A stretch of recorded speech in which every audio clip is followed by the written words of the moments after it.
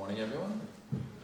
This morning I'm going to introduce a new meditation practice before we start class. And so far in the shamatha practice, this practice of cultivating a calm, clear, focused mind, we said that the foundation for that, of course, is relaxation. So to have a relaxed body and mind. And we're beginning using the breath as the object for that practice. It's probably the object that's most widely recommended in many Buddhist traditions. And so far we've done a little bit of what's called the full body breath practice. And yesterday morning I introduced the idea of the rhythm of the breath. It's also very good for relaxation. And I think this morning with Felipe you were doing the abdomen, is that right? Yeah. So that's particularly good for stabilising attention. And so what I'd like to introduce now is the third variation, and that is to focus at the entrance of the nostrils. And when we say entrance of the nostrils, it means either at the actual entrance of the nostrils or this little area above the upper lip, so anywhere in this area here. And of course, with this we're bringing our attention up, and also a much smaller area of focus. So therefore this is particularly good for improving clarity of attention. But with this practice, we need to be mindful of two things. One is that because it's a much smaller area of focus, and it may be a little bit more difficult to notice sensations, there can be our tendency of tensing. That's what we do normally in daily life. When something to focus on that's quite difficult, we tense. So to really be mindful of that, and if you notice any tension, particularly in this area here, it's just every out breath, just release that tension.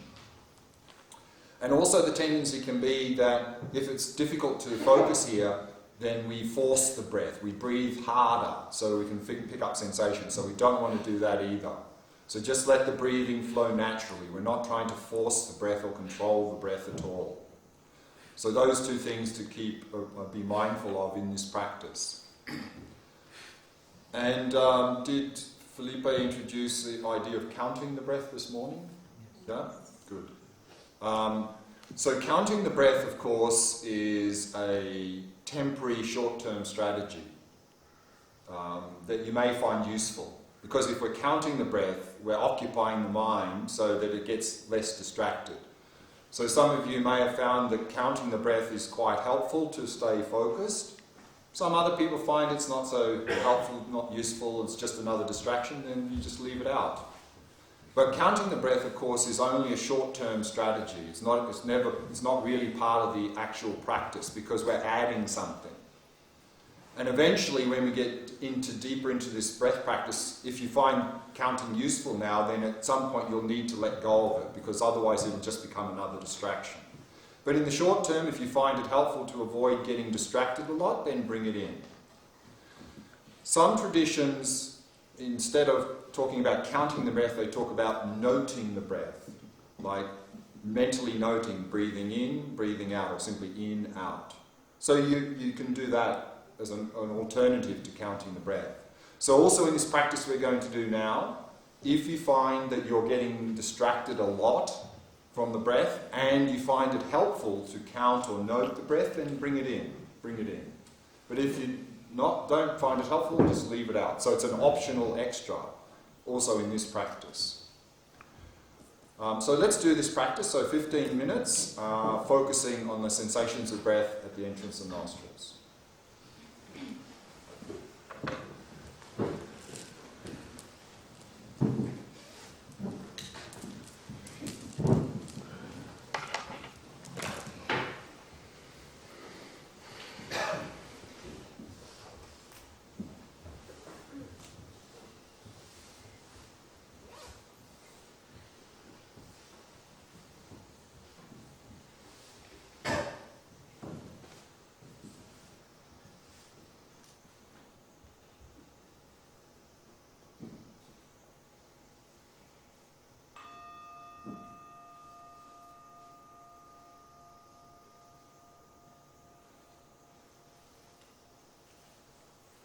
As always, we begin by preparing the body.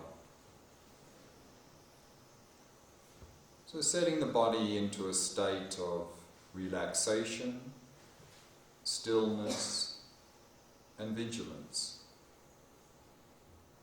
A vigilant posture is to simply keep the back nice and straight. And at the same time, allow the entire body to become completely relaxed, completely at ease.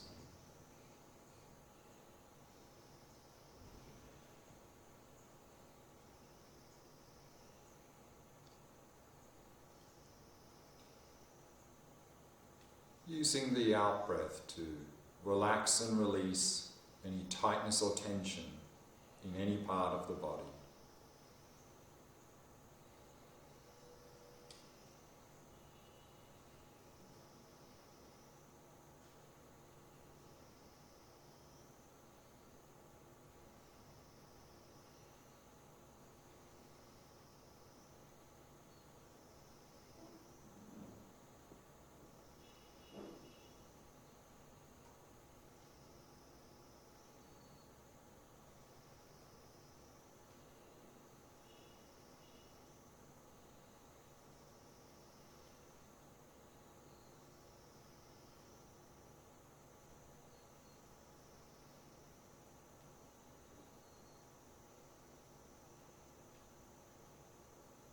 Softening and relaxing all the muscles in the face.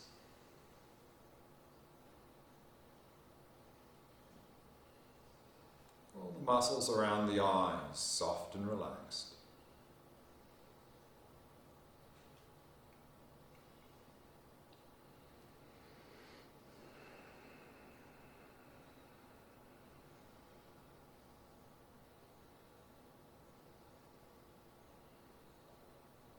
And relaxing more deeply with each out-breath.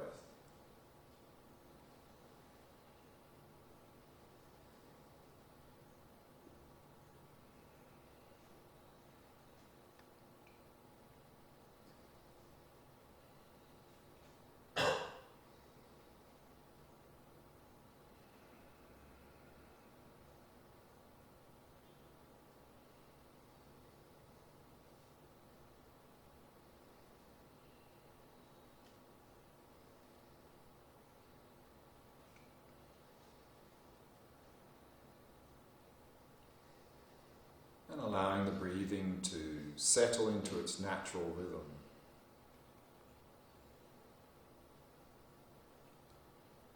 Not trying to control or regulate the breath in any way. Simply allowing it to flow naturally and effortlessly.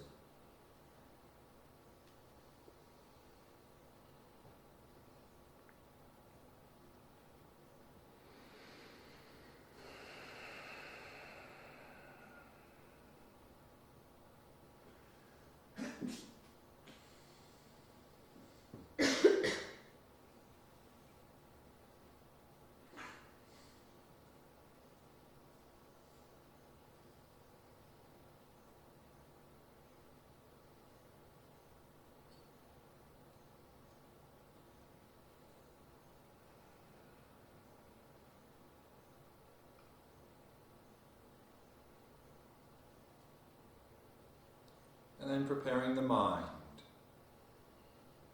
setting it in a state of ease and relaxation. So not dwelling in the past, not anticipating the future. In particular, letting go of any expectations for this meditation. Letting go of all of these things. And simply allow the mind to come to rest in the present moment.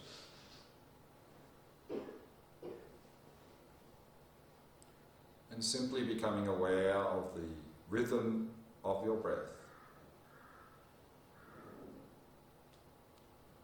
Noticing if it's slow or fast, deep or shallow, long or short. without trying to modify it in any way.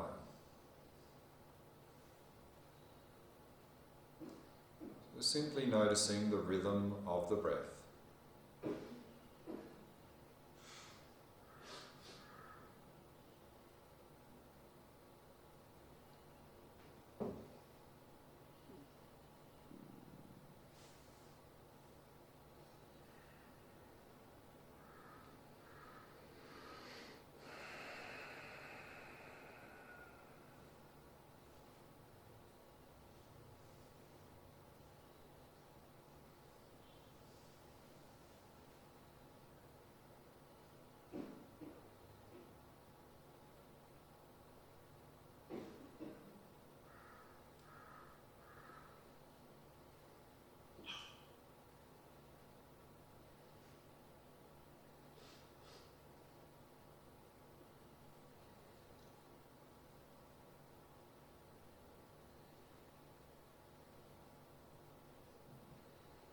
Now narrow your focus and focus on the sensations of the breath at the entrance of the nostrils. So either at the actual entrance of the nostrils or the small area above the upper lip, whichever you find more easy. And focus on the sensations of the breath as it moves across this area.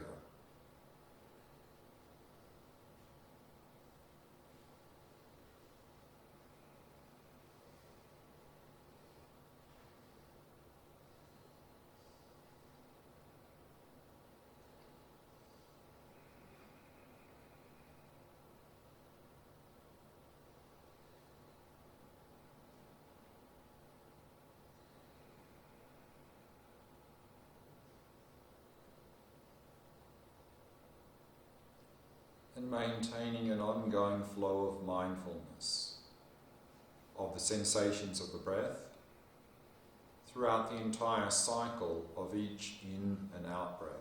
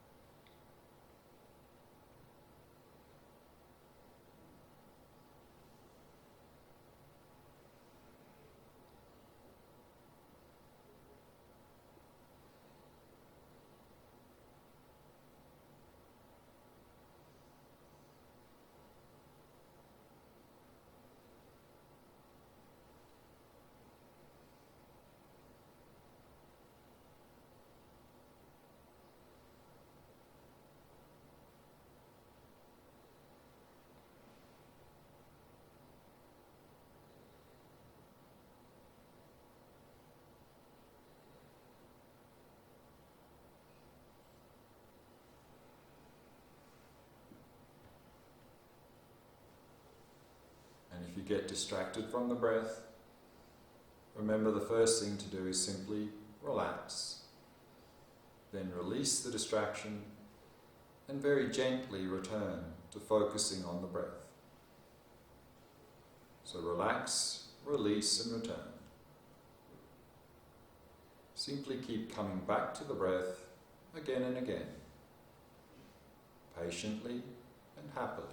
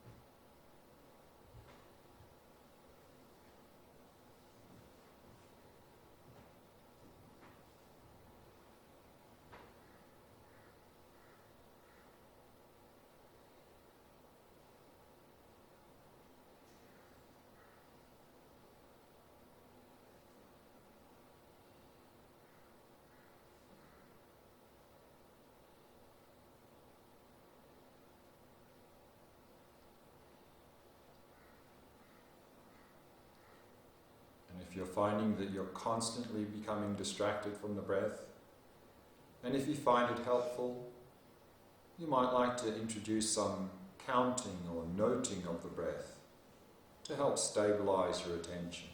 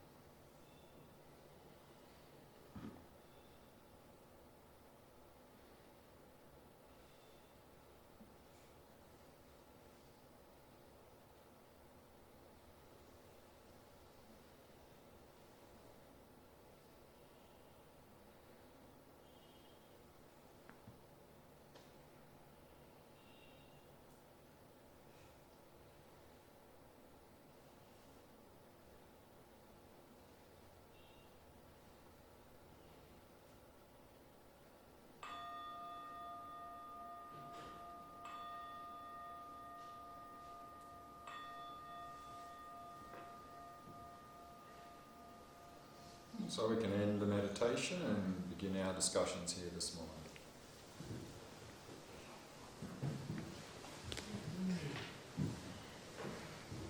So you'll be practicing that again later today with Felipe and again tomorrow morning.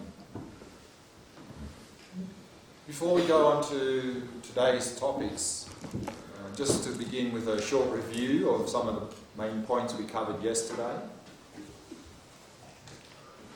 So we began yesterday talking about these 8 worldly concerns, a presentation describing how we often feel like the source of our happiness and the source of our sufferings out there in the world, which leads us simply to have craving and attachment for the pleasant experiences, craving and attachment for accumulating more wealth and possessions and so forth, and praise and reputation. Because it seems like those things are going to make us happy. And then we end up with aversion to the opposites of those. Well, what the Buddha discovered, of course, was that the source of happiness and suffering is nowhere out there in the world. It lies within our own mind. And so then he overcame the cause of suffering and achieved this state of liberation from suffering, from a state of genuine happiness.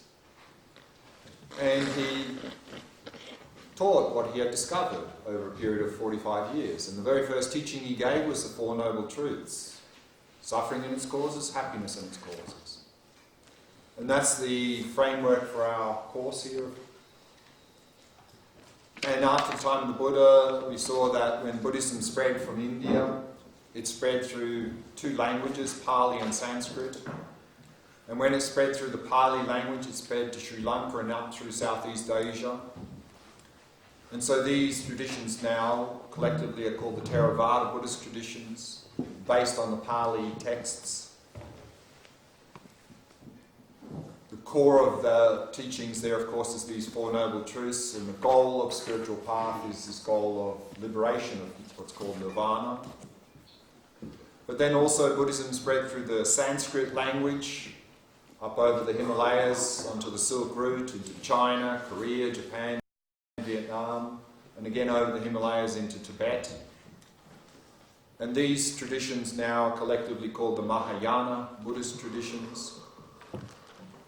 And of course they're also based on Four Noble Truths, but in addition focusing a lot on these what's called perfection of wisdom teachings of the Buddha.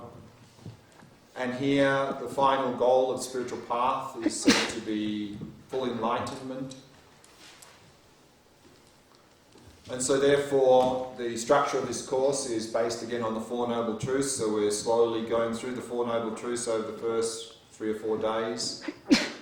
And then we'll look at how the Mahayana Buddhist traditions build on the Four Noble Truths. And then on the last teaching day we'll look at how all of these various practices are packaged in a very systematic way in the Geluk school of Tibetan Buddhism. The system of practice there is called Lam Rim. And then we began with a short introduction into the Four Noble Truths, using this analogy of a physical illness. That the Buddha's diagnosis for us was that we are stuck in this state of dukkha, often translated as suffering, but we saw there that that can be confusing simply because of the word suffering.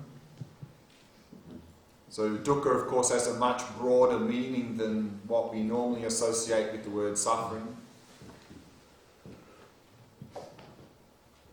And then as part of the Buddhist diagnosis is why are we stuck in this unsatisfactory state called dukkha?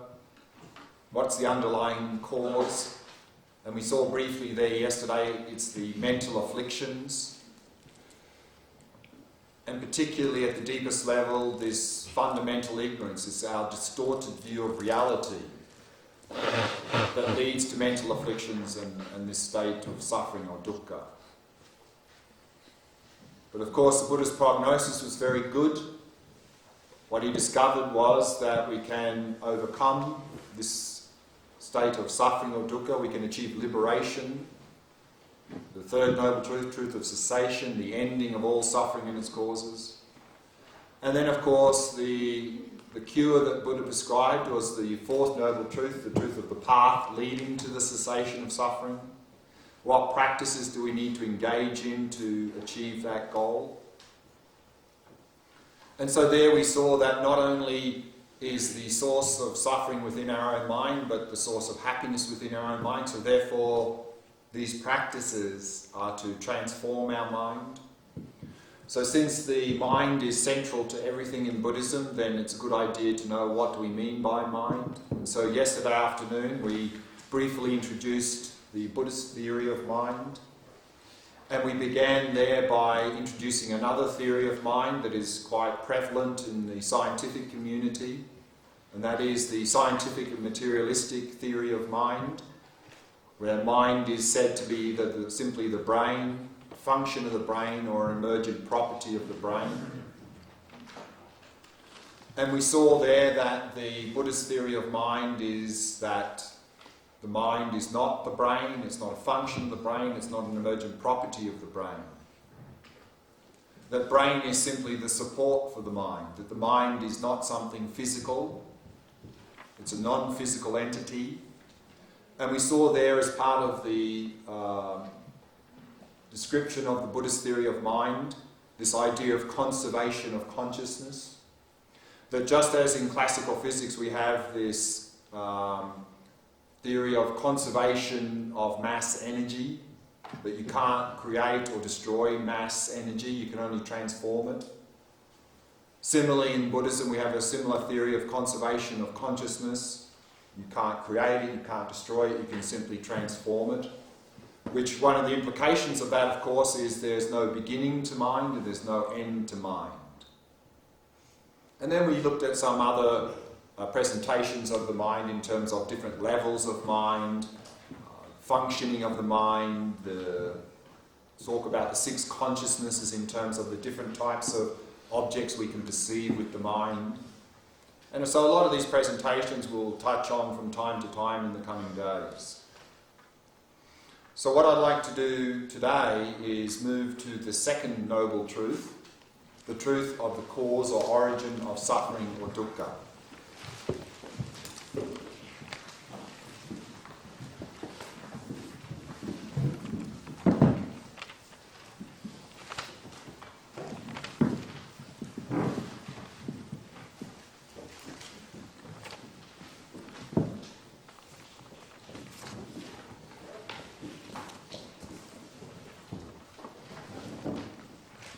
So as we saw very briefly yesterday, in the second noble truth, the Buddha taught that the underlying cause or origin, why are we stuck in this state of suffering or dukkha, is because of the mental afflictions.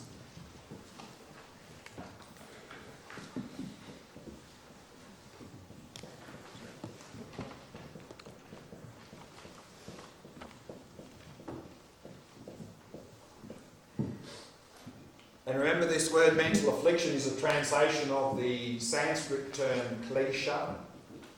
And a klesha is a mental factor that simply agitates or disturbs the mind.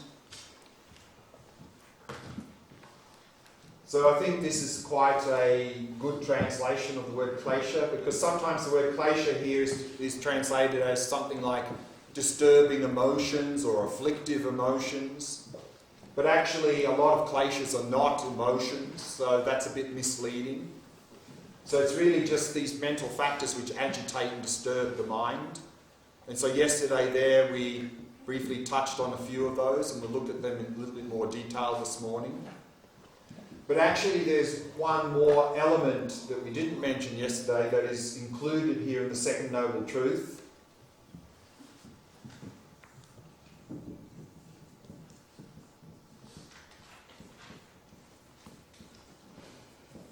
And that is actions. Actions is a translation of the Sanskrit term karma. And so what we mean here is, of course, our verbal and physical behaviour driven by our mental afflictions. So the Buddhist assertion is that everything we do has a result. And so karma is the Buddhist theory of causality, describing how our actions lead to our experiences. And so these are the 2 elements that are described within the second noble truth. So what I'd like to do today is, this morning, look at the first one of those, the mental afflictions, in more detail. And then this afternoon, look at the second one in terms of actions, or this theory of karma or causality in terms of actions and experiences.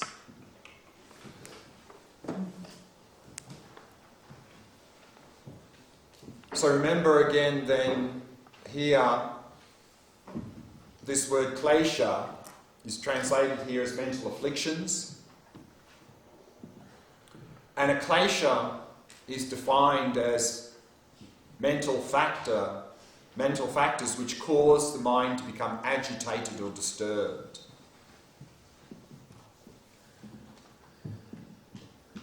And yesterday there, very briefly, we saw that in Buddhist psychology, when these mental afflictions are described in detail, we have a list of 26.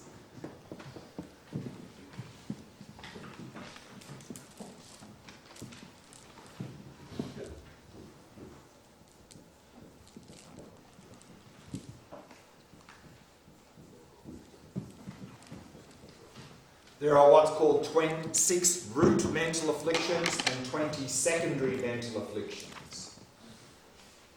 But if we can condense all of those 26 down into three, the three main mental afflictions.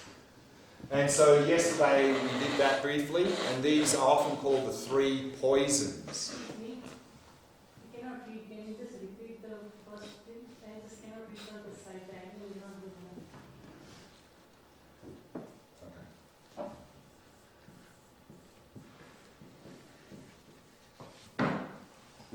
So again, in Buddhist psychology, when the extensive presentation is given of mental afflictions, we have the 6 root mental afflictions and 20 secondary mental afflictions.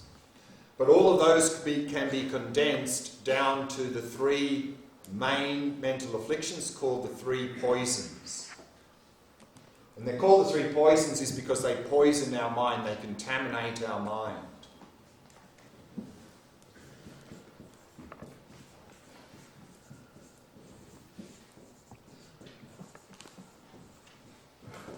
The first of those is ignorance,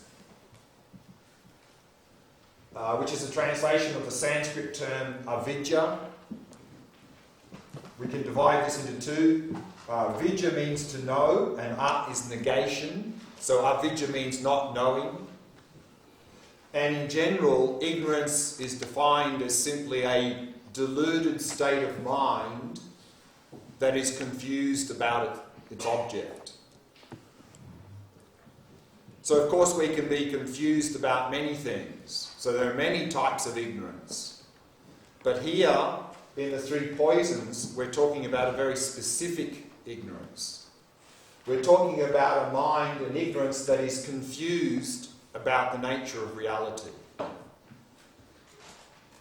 And this ignorance is not simply a not knowing the nature of reality, it's an active misunderstanding of the nature of reality.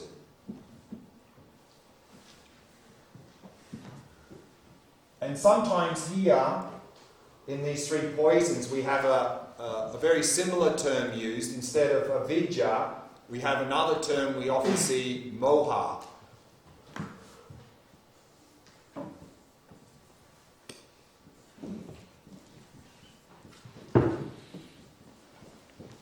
And that's often translated as confusion.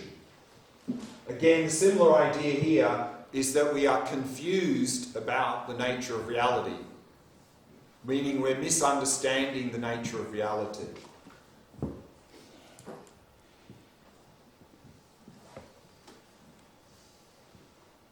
And there are a number of ways in which we distort reality. And in this course we'll look at 4 of those.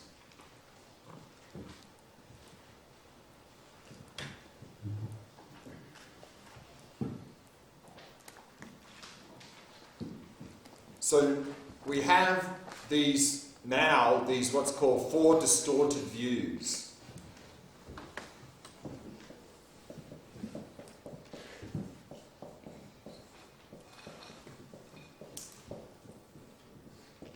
Meaning there are 4 ways in which we distort reality. The first of those is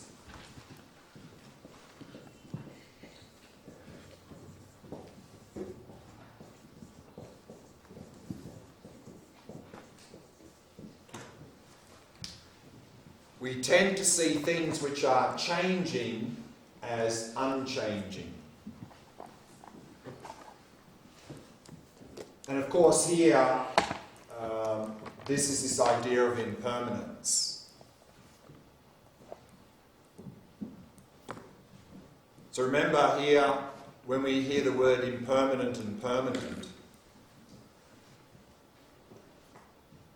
it doesn't, when we often use the word impermanent and permanent, normally often when we use the word permanent, it means we mean something that lasts forever, and impermanent something that doesn't last very long. So this is not what we're talking about here. So therefore, I prefer to, because often this is listed as seeing things which are impermanent as permanent.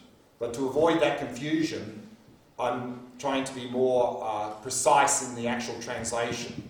Because impermanent means changing.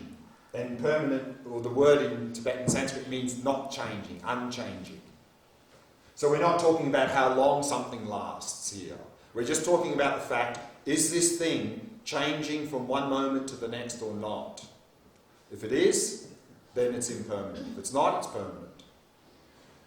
But then you might say, well, actually I don't have that distorted view because I know that everything I experience is changing moment by moment because science has proven it and I accept that. And that's probably true. Probably just about everyone in this room intellectually accepts that everything we experience is changing moment by moment because science has conclusively proven that. But the question is, of course, is that intellectual understanding of impermanence, is that helping us in our daily life? I think not. Because our behaviour is not driven by our intellectual understanding. Our behaviour is driven by our instinctive habits. And so what we're talking about here is not intellectual understanding. We're talking about instinctively. And our instinctive habit is that, this cup is the same cup that was here yesterday, it'll be the same cup here tomorrow. That's how we relate to things instinctively. And that's a distortion. We are interacting with things in a distorted way. And the Buddhist assertion is if we do that, we have mental afflictions and we end up with suffering. So that's the first one. So what we are to do, of course, and we'll look at this a little bit later, is bring that intellectual understanding of impermanence into experience through meditation. So that we can experientially see things correctly. Then things will very, very much change and improve in our life. But as long as we leave this as an intellectual idea, it won't really help us.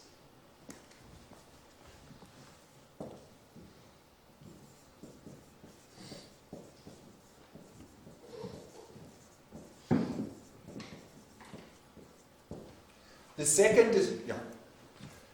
What's the relationship between the 3 poisons and the 4 distorted views?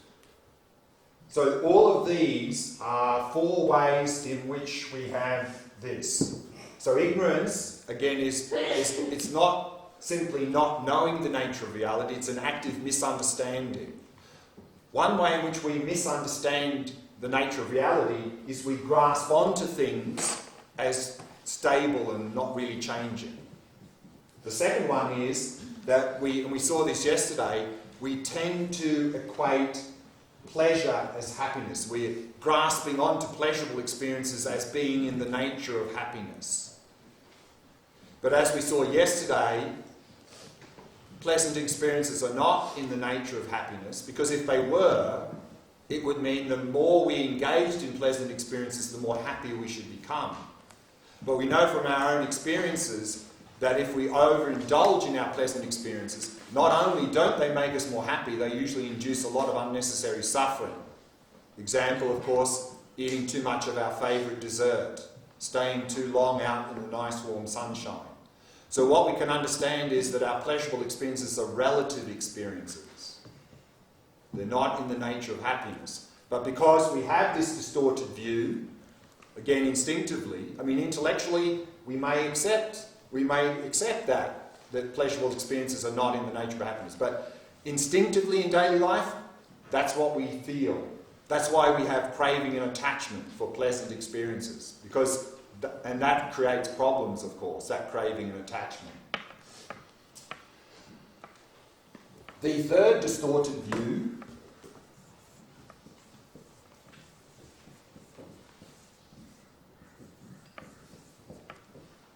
is where there is no self, we grasp to self.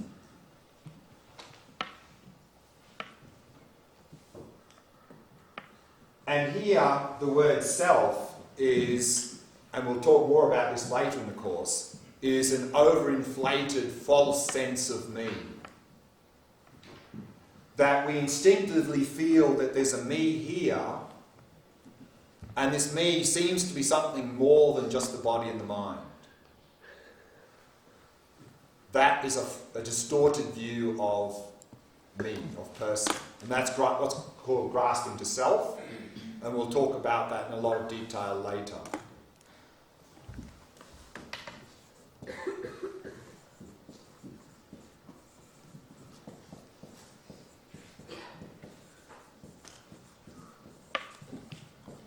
And then lastly, the last distorted view we have is that we're grasping onto things which are dependent as independent. And again, I think all of us at some level accept the idea of interdependency.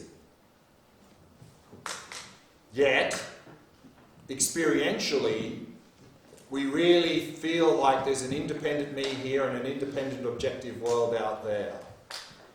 And that, according to Buddhism, is a distorted view. And we'll look at that in a lot of detail later.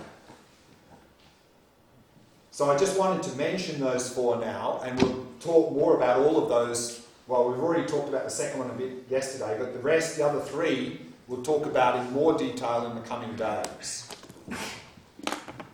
Because what I'd like to do now is talk about the other two mental afflictions here, the other two of the three poisons in more detail. And this we'll look at later in the course.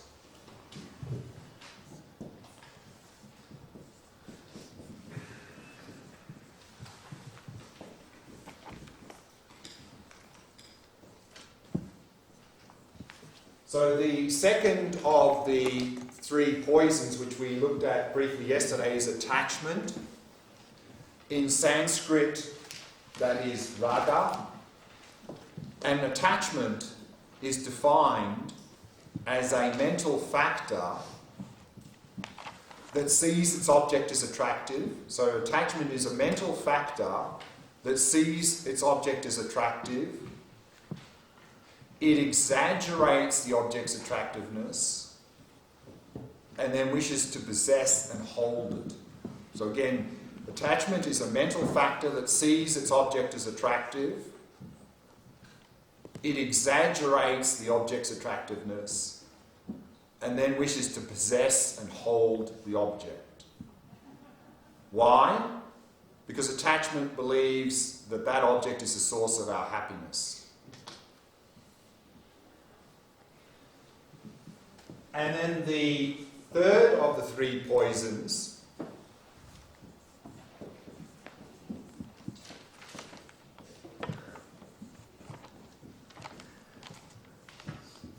is aversion or dvesha. Sometimes here in the three poisons, instead of aversion here, we have listed anger.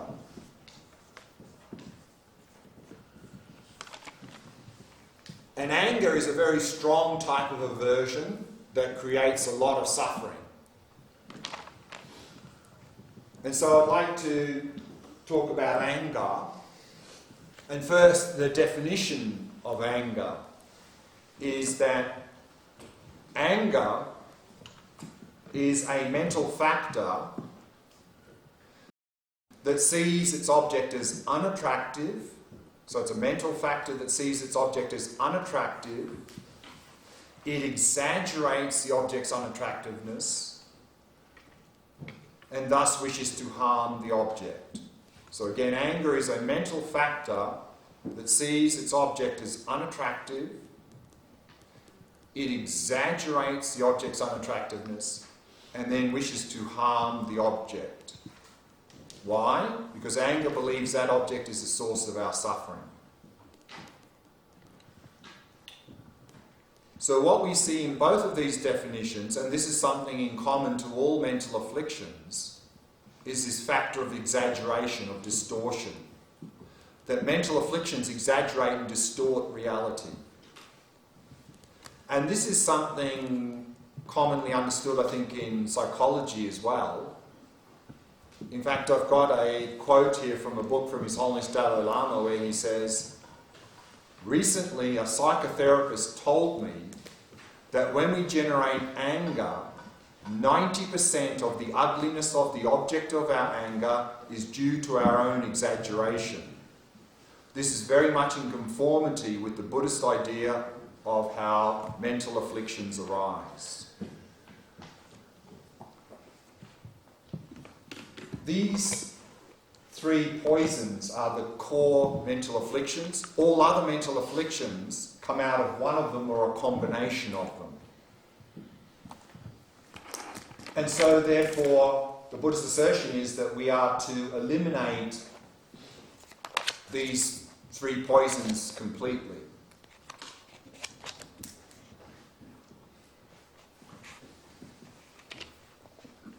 So what I'd like to do now is talk a little bit more about anger and attachment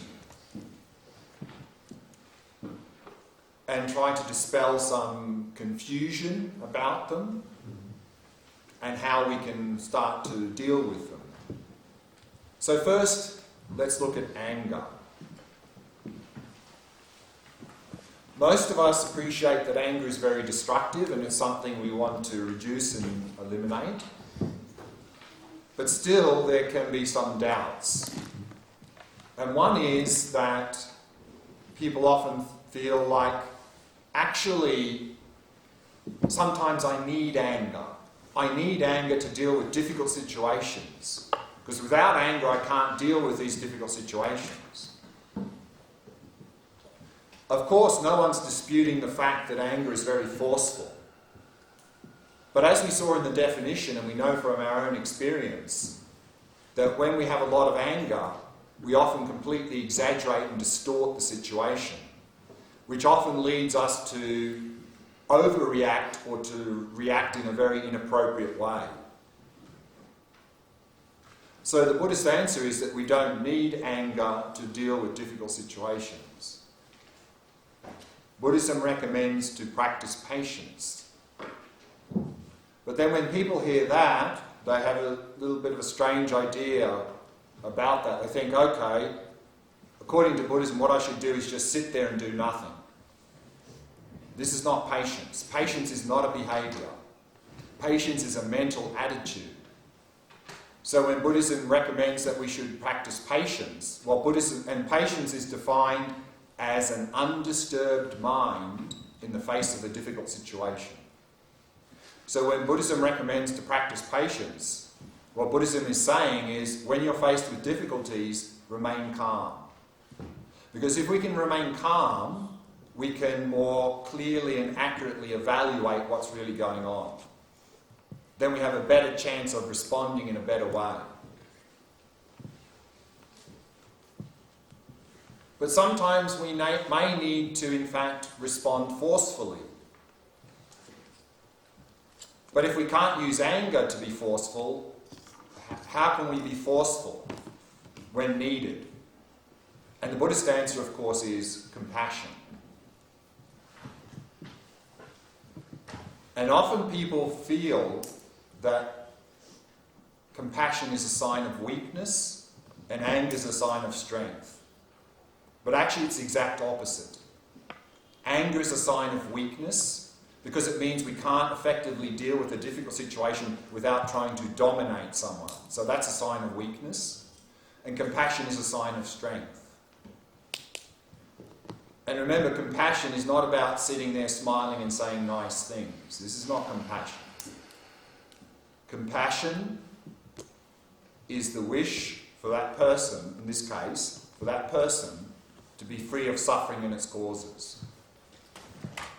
which means if they're behaving badly, the compassionate thing to do is to help them to stop behaving badly, and if necessary, use physical force to restrain that person. This is compassion. So compassion can be very forceful. But if we allow anger to come into it, then of course we exaggerate and distort, we overreact, and then rather than resolving the situation, it escalates, it gets out of control. And I think here part of the confusion or difficulty is just the word, again, terminology difficulty. Because remember we saw here in the definition of anger as how it's used in Buddhism is this intention to harm. Whereas I think in psychology maybe it's used differently. In fact, that was very much highlighted to me recently where I read a book from a psychologist, a well-known psychologist, who said, you know, you Buddhists have got it completely wrong. It's not about getting rid of anger. It's about having the right type of anger at the right amount at the right time. Because he said, otherwise, how would you deal with difficult things like social injustice? And then it became very clear to me that he didn't understand how the word anger was used in Buddhism. He was thinking it means just be forceful. Of course we need to be forceful sometimes.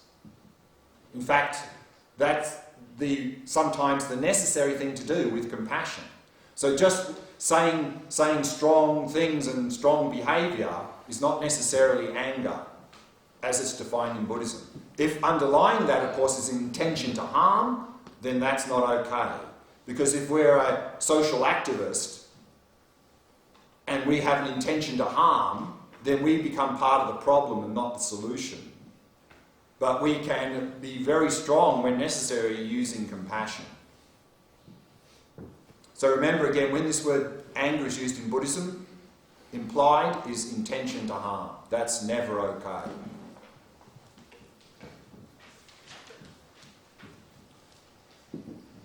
But then, why is it that we get angry with people who behave badly, particularly those who are trying to harm us? And why is it that we find it so difficult to have forgiveness or compassion for them, even to the point where we often say they don't deserve it? And I think there's a very simple answer.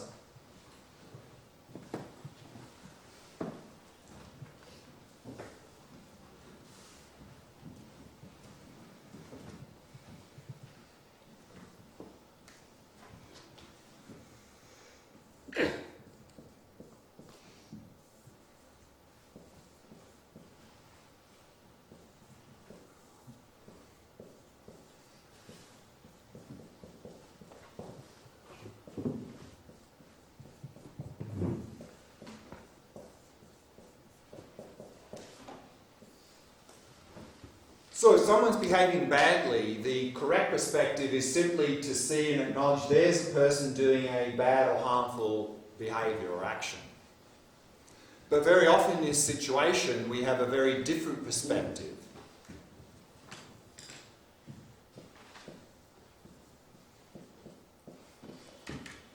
And our perspective is often, there's a bad person, nasty person, horrible person, evil person. So what we've done here is we have fused the behaviour to the person. We've stuck the two things together and made them one thing. In psychology, this is called cognitive fusion.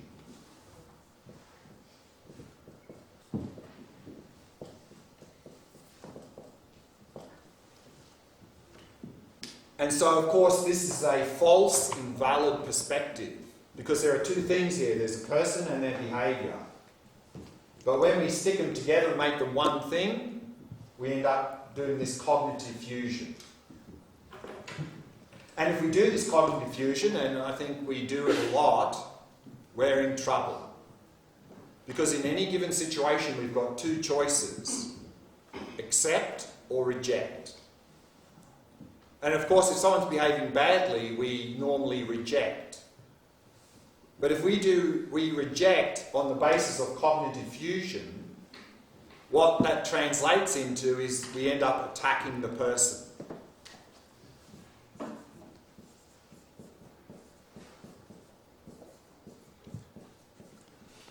because actually the thing we don't like is their behaviour. But because we've stuck the behaviour to the person, we end up directing that rejection directly to the person. We attack the person, we get angry at the person. Of course, not very helpful. But then if we understand that that's not very helpful, the only other option left is accept. But if we do accept on the basis of cognitive fusion, that translates into accepting their bad behaviour.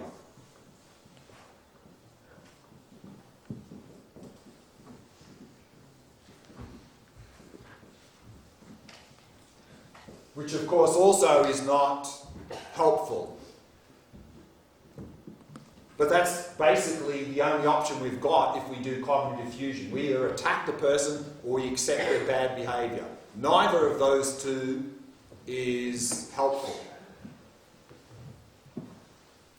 And of course, then when it comes to forgiveness or compassion, it becomes almost impossible. Because to have forgiveness or compassion for a bad person feels like what we're saying is, what you did is okay, I don't mind. Of course we should mind.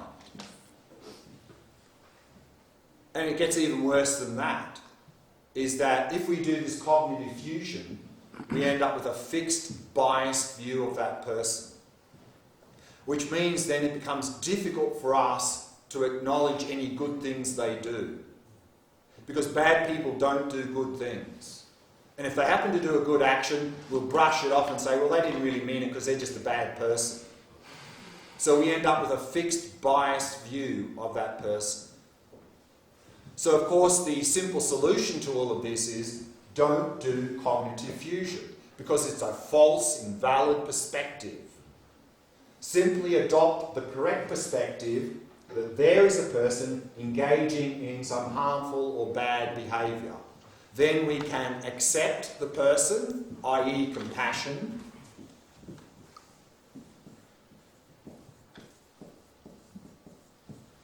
and at the same time reject their negative behaviour, not tolerate their negative behaviour, and help that person to address their behaviour.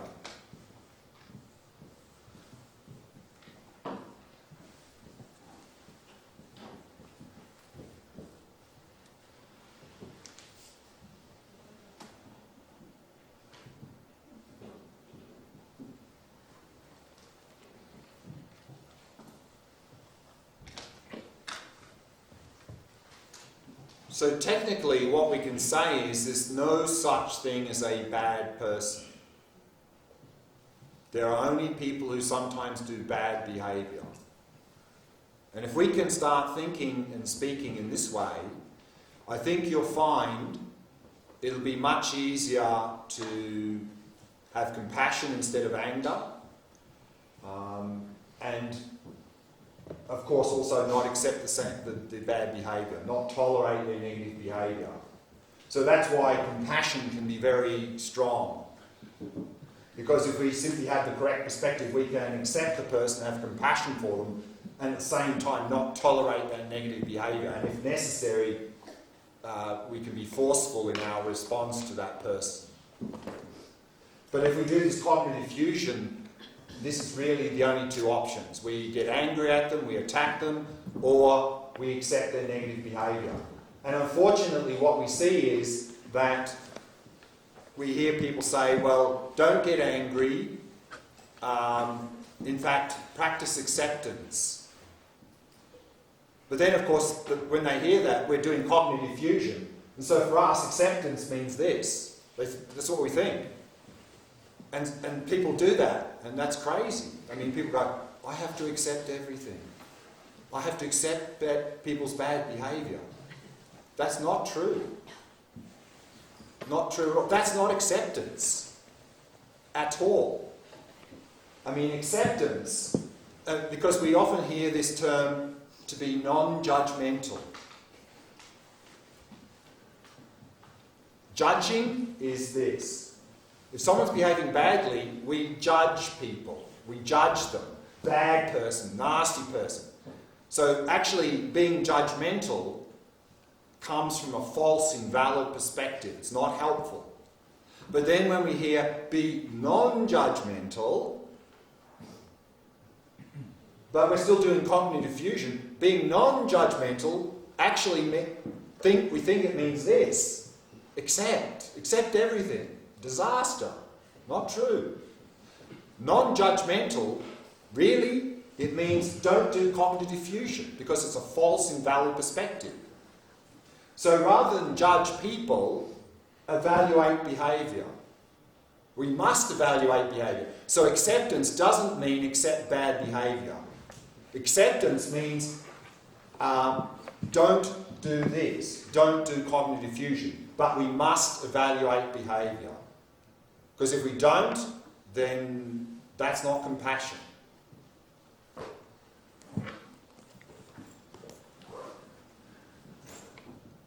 And here, what happens is, of course, is if we do cognitive diffusion, and this is like epidemic in our modern world, thinking and speaking like this, what happens, of course, is it creates division. Because if someone's behaving badly, they're the bad guys, we're the good guys. Let's get rid of those bad guys there. So it creates division and conflict. And we see this everywhere on the planet today. But because we're stuck in cognitive fusion, people think that there's only two options. Either let's get rid of those bad guys, or let's just accept whatever they're doing. Because that seems like they're the two choices. Neither of those is helpful. So what people do is they don't want to accept the bad behaviour, so they end up just trying to get rid of the bad guys. But then, of course, in the process, they become a bad guy because then they're harming. So the answer is get rid of, just do this. Because if we do this, then that promotes similarity. Because we're all people, sometimes we do good things, sometimes we do bad things. So we're all people doing these things. And so it's not like we're the good guys, they're the bad guys. At the moment, that person is behaving badly. Maybe I'll behave badly later. And so it promotes similarity, promotes cooperation, and it promotes compassion instead of anger and hatred. And this is the only way we're not going to destroy the planet. If we do this, we're just going to destroy the planet, and we see that happen. Let me finish a few more points and then some questions. But of course, we do this not only with others, we do this with ourselves. And this, I think, is why there's such an epidemic of low self-esteem in the modern world. Because of this. Because again, if we have done a bad behaviour, rather than simply acknowledging I've done a bad thing, having compassion for ourselves and addressing our negative behaviour, what we do is, I'm a bad person, I'm hopeless, I'm no good. So what we do is we end up attacking ourselves. And therefore low self-esteem. But unfortunately, some modern therapies that are trying to address this epidemic of low self-esteem and self-hatred, they're still stuck in cognitive fusion. And what they suggest as a solution is still cognitive fusion. Because some therapies say, don't say you're a bad person. Say you're a good person. In fact, you're a special person. Disaster. Absolute disaster. Because one of two things will happen. Either we'll believe we're a special person, and then, of course, I'm better than everyone else, and then we get very arrogant and look down upon others, because I'm special, but they're not special. Or, the other thing that will happen is we'll realise we're not really that special, and that will confirm that we're actually a bad person. So the solution is not try and convince yourself of being a good person. The solution is stop doing cognitive fusion. Simply do this. The only way we're going to have good self-esteem is if we do this. As long as we do this, there's not possible to... Either we're going to become a narcissist or we're going to have low self-esteem. The answer is don't do cognitive fusion. We can have good self-esteem and, of course, at the same time, not tolerate our negative behaviour, address our negative behaviour. Similarly, this is why there's so much guilt in the modern world. Guilt comes from cognitive fusion. If we've done something harmful and we feel guilty, what are we focusing on? Bad me, bad me. So we don't need to feel guilty about anything because it comes from a false, invalid perspective, and it's not, all it does is it paralyzes us, makes us feel bad. It's not even looking at our negative behavior, so it's a complete waste of time. So if we simply do this, then when we've done something harmful, we can regret. So regret comes from a correct perspective, regretting our negative behaviour, and at the same time still feel good about ourselves and address our negative behaviour. So anytime we are judging anyone or judging ourselves, or we're having guilt, it's all cognitive fusion. So stop doing cognitive fusion, and then instead of judging others and ourselves, we evaluate others' behaviour, our own behaviour, and we can have regret for any harmful action we've done and look at overcoming that.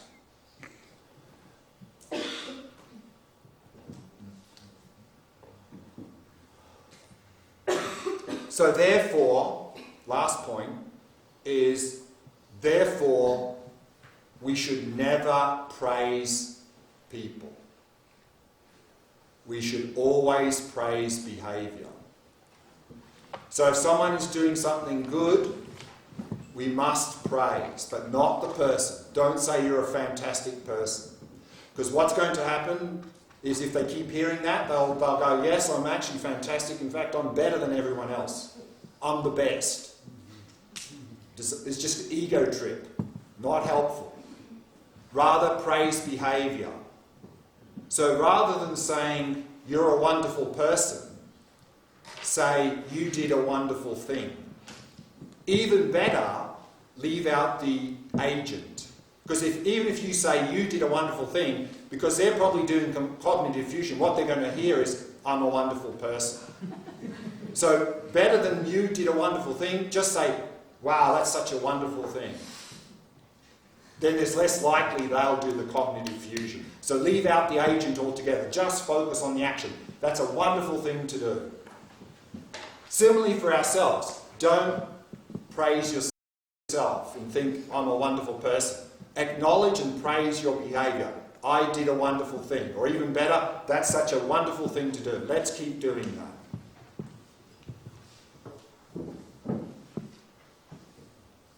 Okay, questions? What would be the difference between evaluating a behavior and judging a behavior? Nothing, but generally when we use the word judge, it's directed at people. We don't tend to say judging behaviour, we tend to say evaluate. Whenever we use the word judge, it's really people. We judge people. I mean, we do that in our judicial system. You're guilty. No. Disaster. So therefore, better not to use that word because we have this strong mental association. Judging means people. So better to use a different word. Otherwise, we'll go that way. Of course, judging behaviour is fine, but what I'm suggesting is we have such a strong habit of associating the word judge with people. So better use evaluate to break that. So we'll be more near the cognitive fusion. Yeah. Okay. I would suggest that if we use words like judge and blame and guilt, we are going down this path, and that's not going to end well. It's not going to end well for us or anyone else. Can you give an example that when someone has bad behavior, how to not tolerate that bad behavior? Yeah. So, again, what we need to do here, of course, is have compassion for the person, but we always need to add wisdom. Because, for example, let's say the person's in a rage. Then probably no point in saying anything because they're not listening. Whatever we say, they're just going to make it worse. So wisdom would say, okay, this person's out of control. No point in... Whatever I say is not going to help. So let's get back out. Let them cool down a little bit, go back in later and then go and say, do you realise that this thing you're doing creates a lot of suffering, creates a lot of harm? Even better than saying, realise what you did, Just realise, do you realise this sort of behaviour is very harmful? So even leave out the you. So don't even say, do you realise what you did was harmful? Rather, do you realise this sort of behaviour is very harmful? Because even if you say you did this behaviour, they're going to feel like you're attacking them. So if you leave out the you and simply address the behaviour directly without the you, and just say, do you realise that sort of behaviour is very harmful? If we do something bad that can't be undone, how do we just address it and not feel guilty about it? Yeah, we're going to talk about that day after tomorrow. That's still to come. It's this idea of purification, and we'll be talking about that in a little bit of detail, I think the day after tomorrow. Or actually tomorrow morning. Tomorrow morning it will come. We kind of live in a society where we praise people all the time. And see what's the result. Yeah. But do you Big egos, no? like a lot of ego for sure. Do Yeah. you see any negative in never praising, like never, I guess, not complimenting? We must compliment, because the thing is, in our modern world, we have so much focus on the negative. I mean, you look in the media, it's all negative, negative, negative. And that's a completely distorted view. So first thing is we need to balance, focus on the positives, but don't do the cognitive fusion on the positive.